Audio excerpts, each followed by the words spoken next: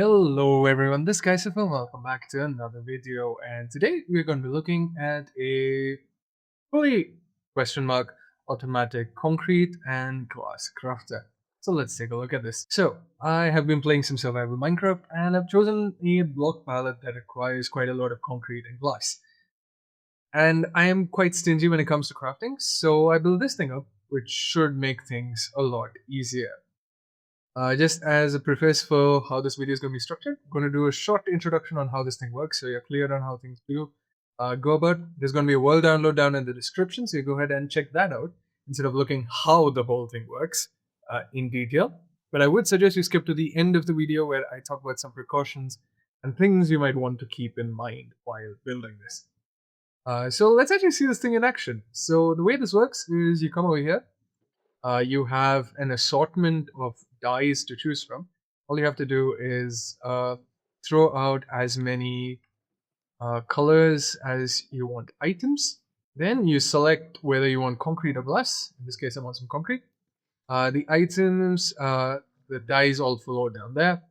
And then they start crafting over here. If I can actually get a hold of it, you can see some of the concrete going through. We've got a crafter down here, which you can see in action. A similar situation works for the glass as well. Just chuck a few of these out. Set the glass off. There. And you can see it begins to craft. Okay, so what exactly is happening at the back here is we've got an autocrafter system. We've got a few clocks that dispense the right number of blocks required for the situation.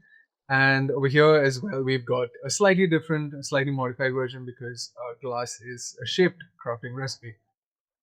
Over here, this mess of hoppers is your auto restock. Over here, we've got some bamboo. The bamboo is smelting up sand, which is stored over here. The sand, as you can see, is split in between the two because it's a common resource. Over here, we've got a sand. We've got the sand dropper that's funneling into the autocrafter down here. Anytime this hopper goes down, it unlocks this chest's hopper so that it replenishes with sand. And something similar is going on over here.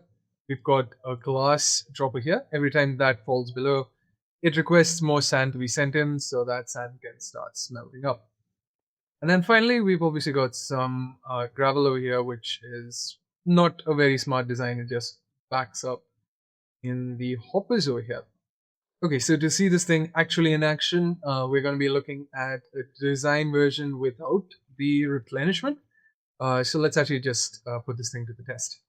Okay, so we are doing something similar here. We're coming all the way to the end, chucking a bit of brown dye, maybe some red dye. I think I have black up here, gray as well. Send this off to get crafted into concrete. Then a few options for glass as well. You see, it's going off, and hopefully you should see future me talking about how the system works. Alright, this is future me giving a bit of insight into what's happening on the concrete maker. So as you can see, there's a bit of a thing that's going on here. Once the dies go into the dropper here, it sets off this circuit. The circuit basically creates 4 pulses that runs into the sand and the gravel dropper. Unfortunately, those aren't visible right now. And those put items into the crafter, which automatically crafts things up. You've got a comparator that detects when it reaches its full state. Once it reaches full state, it activates the crafter. As you can see, the items are getting churned out.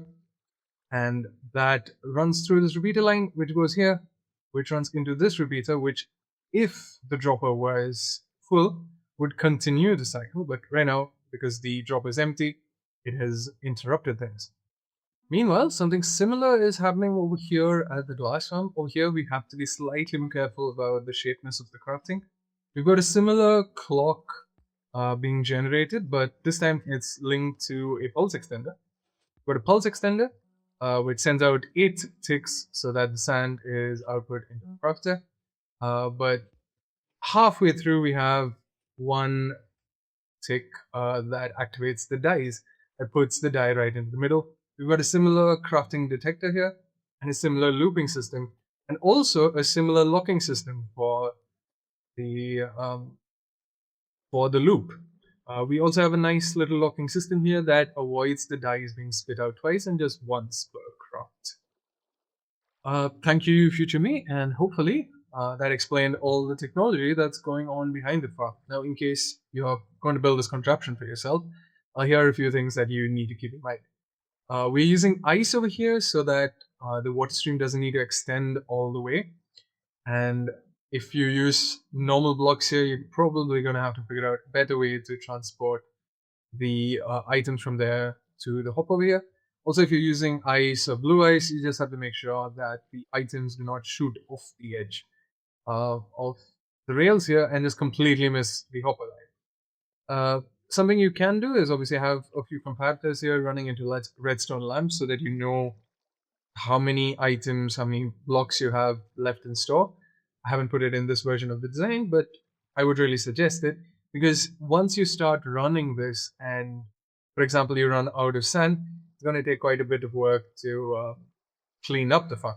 However, in case you do run into this issue and you want to reset things, I would just suggest you first empty out whichever block gets the dies, clear out the crafter as required, and restock.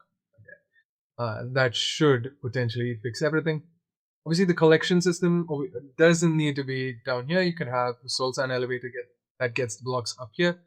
Finally, as for the dies, the pistons that are activating the concrete are just purely to divert the water stream. You could obviously modify this as you require. And as for the dies, I've just put them all here because this is the easiest way for me to access 16 barrels worth dies. Honestly, you don't even need storage. You could just throw the dies in directly, or you could figure out a more elaborate, more elegant fashion using some droppers or observers. Well, that's all I've got time for in today's video. So I hope you enjoyed it, and I shall see you in the next one. So, chap now, and goodbye.